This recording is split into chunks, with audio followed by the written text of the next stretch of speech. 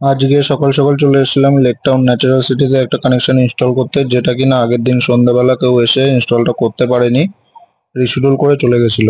তা সেই ইনস্টলটাতেই আজকে আমরা আবার আসলাম। এই যে লিফটে উঠে সেকেন্ড ফ্লোর থেকে, লিফট থেকে বেরিয়েই ডান দিকে কাস্টমারের রুম, আর কাস্টমারের রুমের পাশেই যে দেওয়ালটা আছে ওটা কিন্তু আমাদের শ্যাফট। এই শ্যাফটটা কিন্তু আমাদের এয়ারটেল ইন্টারনেটের লাইন, এই যে বক্সটা যেটা আছে প্যাড বক্সটা, এটা থেকে ইন্টারনেটের লাইন যাবে। আর ওই যে স্পিকারটা দেখতে পাচ্ছ ওটা থেকে ওনার ডিটিএইচ এর লাইনটা যাবে। আর এইটা কিন্তু কাস্টমারের ঘরের জংশন বোর্ডটা। এই জংশন বোর্ড থেকে কনসিলিং হয়ে এই যে টিভির এখানে একটা তার আসবে, আর রাউটারটা বসবে ওনার সোফার ওপাশটায়। তাই এই যে আমরা কনসিলিং এর কাজ শুরু করে দিয়েছি, দুটো তারই বাইরে চলে এসছে, দুটো তারই বাইরে আসবে, আর দুটো তার কিন্তু ঘরে দু জায়গায় যাবে। এই যে এইখানে কেবলের তারটা লাগবে।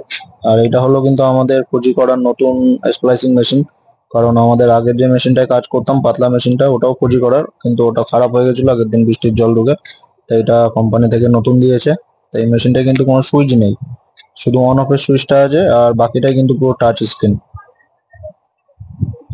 আর এই যে তার কনসিলিং হয়ে যাওয়ার পরে রাউটারটাকে এখানে বসিয়েছি, আর তারটা কিন্তু ওই যে ইন্টারগ্রামের যে বোর্ডটা করা আছে পিছন থেকে, ওই বোর্ডের মধ্যে থেকে কিন্তু ইন্টারনেটের তারটা এসছে। আর ডিটিএইচ এর তারটা উপর থেকে ক্লিপিং করে এরকম ভাবে সুন্দর করে ক্লিপ করে নিয়ে যেতে হয়েছে টিভি পর্যন্ত।